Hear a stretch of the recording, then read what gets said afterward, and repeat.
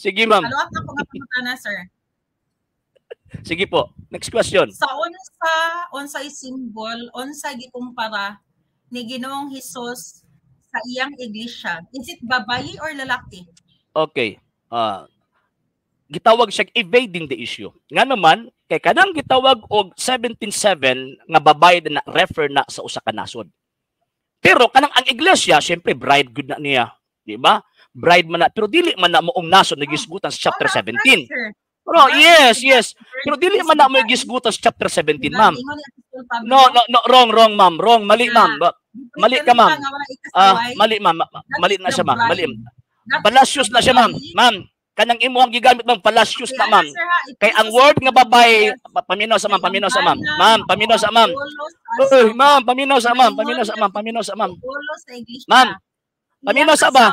Ma'am, paminaw sa. Lagi, wala ko supa kada ang iglesia iyahan ang tawag ining asawa. Pero kining sa 17:7 ba nga imo ang gi-assert nga iglesia ni? Wa ka nagkadimao. Wrong. O nahuna ra na nimo, ma'am. Una-una ra na nimo, ma'am. Una-una ra na. Ma'am, excuse me. Ma'am, paminaw sa ma'am. Di naman ka maminaw. Ma'am, paminaw sa. Ma'am, paminaw sa. Ma'am, paminaw sa, ma'am. Out of order ka, ma'am, eh. Ma'am, excuse me, ma'am. Out of order ka, eh. Nga naman, nidagan ka dito kang Kristo nga iglesia. Dili man amo gisgutan din nga babae nga gisgutan sa 17:7. Dili. Ikaw ra ang nag-assert nga kanang gitawag og babae din ha sa verse 7 sa Revelation, mo ng iglesia. Wrong. Mismo ang verse 1 nagsulti, usa na ka syudad. Refer na sa presenteng syudad nila kaniadto nga nagdala sa kangilaran. Nga naman ang Roman Empire kaniadto, ang Roma kaniadto for the first 300 years nagdala sa paganismo. Nagbasa ba ka kasaysayan, madam? Nagbasa ba ka kasaysayan? Wa ka nagbasa kasaysayan ba? Ang dingon sa kantong sa City of the Great King. Ay dito siya, sir. Katubitang, okay, basaw na to, sir, ha? Walay babae nga gibutang dito, sir. Okay, walay babae nga gibutang dito, sir. Asa babae gibutang sa asa? Sa asa man, sa? Basaw na to, ha? Asa basahon nimo? Nga katong syudad. 17 verse 1, basaha daw, ma'am. Katong imuhang gipot na gaya na nga syudad. 17:1. Basaha daw na, ma'am. Okay, kaniha. Ang 17:1 babae magid na. Pero naa. Naaramatay na. Ingon ka wala gyud sa babae. Ayaw. So ikaw ra mismo. Nabasa na nimo karon nga naa nay babae, ingon gani na wala nay babae din na. Karon na imong nabasa ay babae mo na. Ang imong paminaw sa kadali, sir. Di na pa ako sir. Sige, ingon di na napukaw. Wala kag uwak. Tangag na. Babae ra na diha. Wala na gibutang diha nga scarlet and purple. Dili ma'am. Same. Ay, mali ka ma'am. Kay same na nga babae nga gisgutan sa verse 7, ma'am. Ma'am, mo lagi na akong giingon lagi nimo nga kanang verse 7 mao na ang great city sa verse 1. Ma'am, kanang great city nga gisgutan 17:1 mao na ang sa verse 7. Kagiingon namong iglesia nga dili iglesia. Ma'am, magkamali ka, ma'am. Wrong. Mali. Great city, sir. Naana sa Revelation 18:16. Wala na sa ayaw sa dagla sa 18:16 diri sa ko 17:1. Yes, 17:1 kay mao na same. Ay paminaw sa ma'am. Ma'am, paminaw sa ma'am. Di naman ka maminaw noon. Ma'am, paminaw sa ba? Same subject na eh. Kung tan-awon nimo ang tawag ining context sa tawag ining pagpresentation. Wrong, mali ka. Tan-awon nimo ang konteksto, ma'am, sa verse 1 ug verse 7 same na ka babaeng gisgutan. Wa nagisgot og laing babae. So buti pasabot ka ng babaeng gisgutan nila, dili na church. Ang pasabot una ra ni mga church na.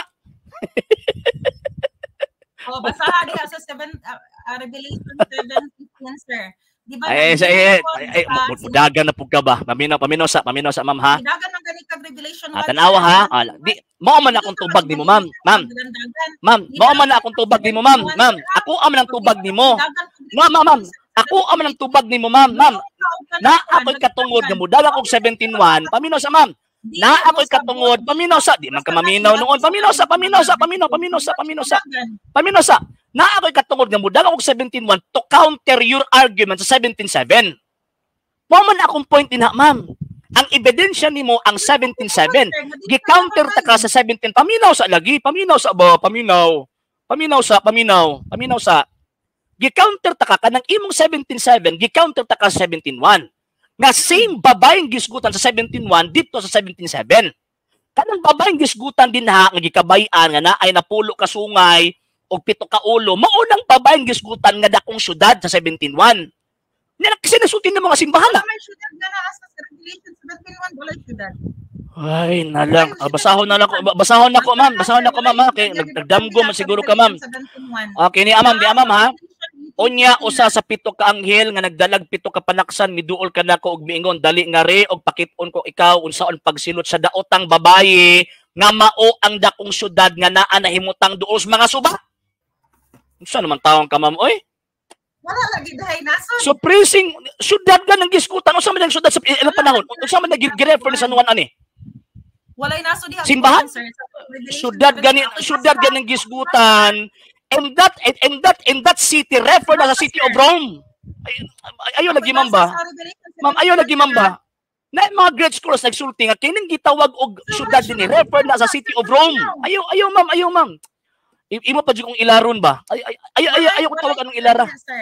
Ayo ko ilara. Ilaron pa jud ko nimo. Dako kay ko masud ko sa imong bulsa. Hindi ko masud sa imong bulsa. Ako basa ha. Okay. Miabot ang usa sa pito ka mga manulunda nga may pito ka mga panaksan og nakigsulti kanako nga nagaingon, "O Marika, ipakita ko kanimo ang pagkalinokman sa silot sa dakong bigaon nga naglingkod sa ibabaw sa daghang mga tubig." Unsa man ang bigaon, sir? It is referring to babayi ma'am, mo ang nagitawag og formal form of translation kanang imong gibasa formal form of translation na mo bitaw ang mga Biblia karon ni gamit ang dynamic form of translation. Kanang bigaon din na refer na sa syudad based sa dynamically represented nga translation sa Biblia, particularly sa Maing Balita Biblia. Niya basahon nako mama para makaroon ng bigaon din na. Syempre mga scholars man translate ani. Kinsa man ka to correct them. Kinsa man ka. Okay niya ha. Unya usa sa pito ka anghel nga nagdalag pito ka panaksan miduol ka nako og miingon. Dali nga ri og pakit-on ko ikaw unsaon pagsilot ang daotang babaye nga mao ang dakong syudad. Nya sa verse 18 same gihapon, ang nakita mong babaye mao ang dakong syudad nga nagmando sa mga hari sa kalibutan. Kung iglesia ni nagmando bang ang simbang katolika sa mga hari sa kalibutan? Pag sure oy. Ayaw ko ilara eh. So ano na lang ma'am? Mansa man sugot na kaadto. Mo na tong topic na to kay nag-irgo naman gud ta, nag-present naman gud ka. So unsa man? Final na to? Nga mo na tong tawag ining topic nga ang tawag ining fourth sa tong ginina katong tawag ining fourth kingdom mo na ang Roman Catholic Church. Okay. Ang pangupanan ni karon unsa din ang babae diha nga di unya na lagi na i-present sa imuhang ma'am, unya na i-present sa imuhang kuan ma'am. Ma'am, unya na i-present figurative gani no. Ang presentation ba figurative na ma'am, cryptic gani no. Cryptic letter gani na nga nag-refer sa ilang panahon kaniadto ug sa umaabot pang panahon. Mo na point na ko eh. Pero karon kay para mahuman eh kay until 7 naman pugkugod. Ang itabuan na karon sir. Kingdom nga nagbitbit og kingdom. Dili man gud na kingdom nga nagbitbit og kingdom. Dili unya na ng kingdom nagbitbit kingdom diri sa ko sa Roman Catholic Church. Kato ingon nimo nga prebahan nimo nga mao nang babaeng bigaon. So prebahan nimo na nga mao nang babaeng bigaon so balas Biblia standard nga referensya. Ang ipasabot niya sa revelation ma'am, para mahumani ma'am, para mahumani. Pamatud-an nimo nga ang Romano Katolikong Iglesia mao nang babaeng bigaon gisgutan sa Biblia. Sir, ang akong gipasabot sir. Balik pa dito sa kadtong ang fourth kingdom sir nagbitbit og babaeng bigaon. Ayo ko babaeng bigaon wa ko supak ang fourth kingdom bitbit babaeng bigaon kay nagtuom yan nga mao nang nasod Roma kaniadto. Dili man ang Roman Catholic Church. Diha ko ni supak. No. Diha ko ni supak kung mayon kag Roman Catholic Church na ay unahuna ra na nimo madam. Unahuna ra na nimo. Ikaw ka na ikaligo na kay. Kinsa man day nagdala diri sa sir. Kinsa man day nagdala diri sa Pilipinas. Sige daw. Sa daw? Nagdala sa Pilipinas diri sa Katolik. Sa Katoliko? Ang Espanya. Oh. Nya. Government. Nya, Roman Empire na. Ang Spain magud siya, sir. Kauban na siya sa Ay, wala. Ayaw, madam, ikaw ang nagbasa ang Roman Empire hagsa na pagka 5th century. Hagsa na ang Roman Empire. Ma'am, ikaw may nagbasa history, ma'am. Naluoy ko. Ma'am, naluoy ko nimo, ma'am. Paminaw sa ma'am, ha? Paminaw sa ma'am, ha? O siya 10 kingdoms. Yes, sir, 10 kingdoms. Kasi nag-ingon din mga 10 kingdoms. Roman Empire is 10 kingdoms. Roman Empire is 10 kingdoms. Roman Empire is 10 kingdoms. O, unsa man ang 10 kingdoms sa Roman Empire, be? Unsa man na, be? Unsa man na? Unsa na, be? Ihata sa kong 10 kingdoms sa Roman Empire. Sige daw, be. Taga-edo ko, be. Actually, sir. Isa lagi. Taga-e kong standard reference nga ang Roman Empire composed of 10 kingdoms. Sige daw. Unsa rin ang yun makagaina, sir, ang fourth kingdom is the Roman kingdom. Unya ang kanang fourth. Dili ba? Kanang giingon nimo, madam. Ayaw ko wala. Kanang giingon nimo, madam, karon, kanang giingon nimo, madam, nga ang Roman kingdom composed ang Roman Empire composed of 10 kingdoms. Be taga ko, be. Abi asa, be, asa. Asa, be. Unsang sitas nga ang Roman Empire 10 horns. Ay, kanang horse, ay ma'am, kanang horse din na, ma'am, unsang sita sa Biblia, kapitulo, bersikulo, nga na-interpretasyon ang mga apostol, kanang horns din ha, nga gisgutan, refer na sa gitawag o kingdom. Sige daw. Taga-ido ko, sige, taga-ido ebidensya. Taga-ido ni ko. Unsang sita sa Biblia, kapitulo, bersikulo, nga same na sa pangunahuna ni Propeta Daniel, nga kanang horse that refers to the kingdoms and not to the leaders of that empire. 10 kingdoms, sir. 10 divided by kingdoms, sir. Ay, o siya, divide kingdoms. Ayaw man ba? Dili ba? Ayaw kong tawag ka ng ano. Ayaw ko. Ilara. Ang horn, according to Propeta Daniel, kanang horn refer na sa mga pangulo anang nasura. Ang pangulo wala day kingdom? Dili, pangulo. Dili, isa ra ka kingdom na, madam. Kanang napulo ka pangulo, refer na sa napulo ka persecutors. Kay kingdom sa one Roman Empire. Ayaw, ma'am. Dili maka-implement ang mga colonized countries sa Roman Empire kaniadtong ilahang kaugalingong balod ilabi sa capital punishment ngano man kay ang maka-execute ng anak paminaw sa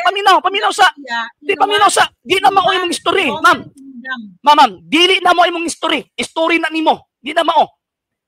Ang Roman Empire kaniadto ang mga nasod nga na-colonized sa Roman Empire kaniadto paminaw sa lagi, paminaw.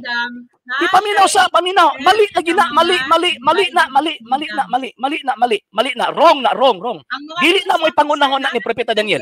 Wrong na, ma'am. Ani ma'am ha. Para tawag ani mahuwasan ka ni ma'am. Book of Prophet Daniel. Unsay meaning ng horns? Paminaw sa biblical point of view, ha. Okay, Daniel chapter 7 kung tawag ining wala ko masayop. Ang kahulugan sa napulo ka sungay. Si Propeta Daniel, dili ni ako, ha. Ang kahulugan ang kahulugan sa napulo ka sungay mao kini gikan ni ining gingharian o sa kabuk harian. Gikan ni ining gingharian mutungha ang napulo ka hari. Yes, sir. Gikan ining gingharian na. So isa na kabuk kingdom, dili daghan. Ang kanina, sir. 10 kings. Ma'am, mali ka, ma'am. Ay, ma'am, ayaw i-insist ang imong mali, ma'am. Imuhang gilubog ang kasaysayan, ma'am. Kanang giingon na 10 horns din ha, nga napulo ka hari according to Prophet Daniel, refer na sa napulo ka emperador nga ni-persecute sa mga Kristiyano for the first 300 years. Mao na, madam. Ayaw paghimog imuhang story.